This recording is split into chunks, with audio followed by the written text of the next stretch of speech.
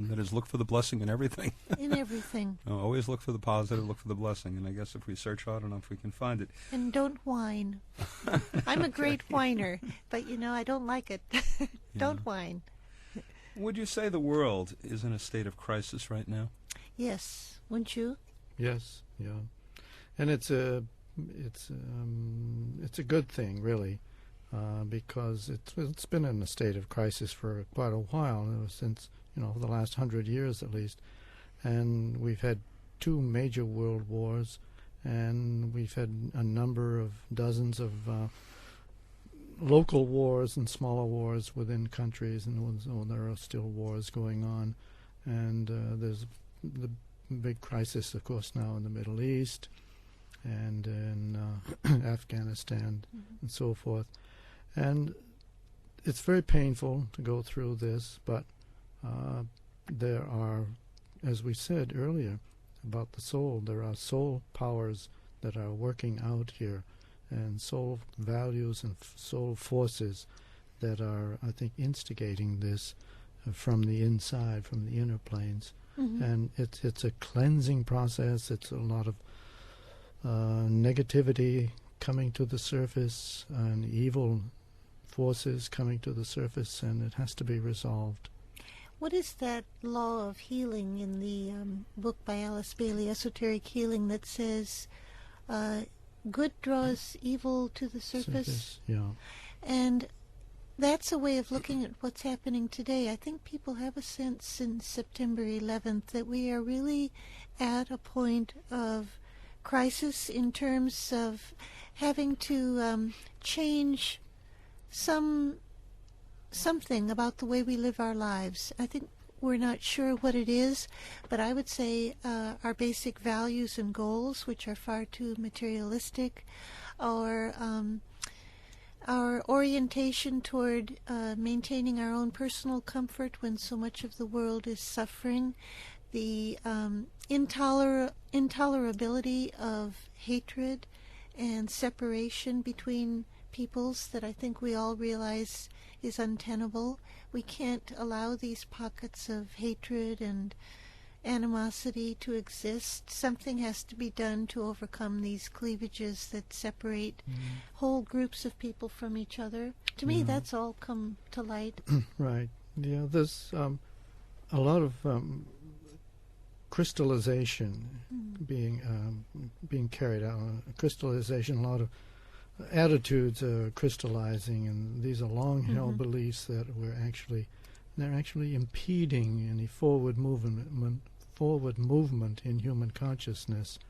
And so, and this is particularly true in fields of religion and in politics, and because that's where so much of the light actually is being shown, and these difficulties, these ancient attitudes are coming up now for resolution, and people can see them. They're right there on the surface. They're being acted out at the physical level, and it's creating a lot of discontent, but it's also providing a lot of light about the next step that we have to take. In some ways, you could say that some of these things that are coming to the surface have been there for a long time. Hatreds and animosities and the oppression of certain peoples and the imbalance in the economic distribution. Those have been with us for a long time, but maybe it's a sign of our growing sensitivity and compassion for our fellow men that these things are no longer tenable. So in a way, that's positive. Sure. I mean, I think we have to look beyond the moment of crisis, this point of crisis, and see what's possible coming out on the other side, because humanity's been through this before for thousands of years. But just looking back to, say, all around the year 1400, and this is written about in the Bailey books. I want to mention it here because just prior to the European Renaissance, there was a lot of crystallization built up at that time, particularly in politics and in religion at the time. And the spiritual guides on the inner planes have mentioned that much had to be done about breaking up this crystallization, and that happened, and out of that came the glorious outpouring of the creative energies of the Renaissance in art and in culture and in music, and it was just a tremendous outpouring of creative activity. And that's the sort of thing that can happen again today once we get past this stage, because there is, I think, a tremendous amount of creative energy in human consciousness that is just waiting to erupt to the surface.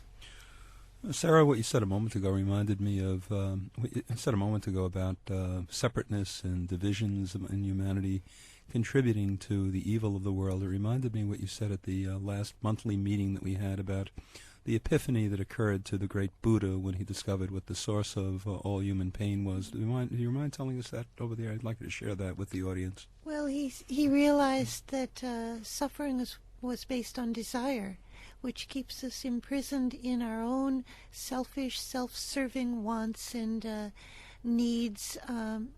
The sense that we are isolated from the rest of the world is a basic misconception of life at the most profound and essential level. We are beginning to realize today that we are all interconnected. I don't think we have even begun to take into our consciousness what that really implies about how we have to change the way we live.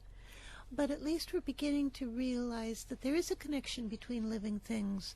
And I think we're going to be spending the next century becoming more and more sensitive to that and more sensitive about our impacts on each other. Yeah, it's also interesting that the latest science, quantum physics, says that this reality that we're all separate and individual is a false reality, and that it's an illusion, and the true reality is that we are all part of one and we're all connected. So it's amazing that Buddha was saying that many hundreds of years ago. He was way ahead of us. Yeah, he sure was. But for those people who just tuned in, you are listening to Inner Sight. And many people call us up and they'll say, are you a religion? And no, we're not a religion. We're a spiritual philosophy organization, and we explore different religions and we look for what's worthwhile in them and what's interesting about them. We look for profound thoughts that might be of help to all of us leading our daily lives. And there are many books that we peruse as well. We also have monthly meditation meetings, which you're welcome to join, and you'll find people from all over and many different religions who come to our monthly meditation meetings. We'd be happy to send you out a general package of information if you desire that. It has a lot of material in it. It's filled with a variety of material. There's so much in there. There's a list in that general package of information. Should you order it, we'll certainly send it out very quickly to you. But you'll find a list of all the Alice Bailey books. You'll find many comments and information sheets on a World Goodwill Organization, for example, or another organization we have called Triangles, and you'll get a copy of the Great Invocation Prayer. So there's a lot of material in that general package of information. So if you'd like to order the general package of information, please give us a call on our toll-free number, 1-866-695-8247. That's 1-866-695-8247. And also, all the work of Lucis Trust, including this radio program, is funded by the voluntary donations of people like yourselves who support the goals of the Lucis Trust. We are now not endowed, nor do we have a wealthy benefactor who helps to pay for this program. We depend on the donations, large and small, of individuals, so please give if you want these programs to continue on the air. And we have some generous people who've been helping us, and one lady, we just want to express our appreciation. She was nice enough to donate enough money to pay for one of the shows. If you'd like to donate, you can send donations to Lucis Trust. Get your pen now. Lucis Trust, 120 Wall Street, New York, New York, 10005. That's Lucis Trust, 120 Wall Street, New York, New York, 10005. An easy way to remember our toll-free number, by the way, is 1-866-NY Lucis. Think of New York, Lucis.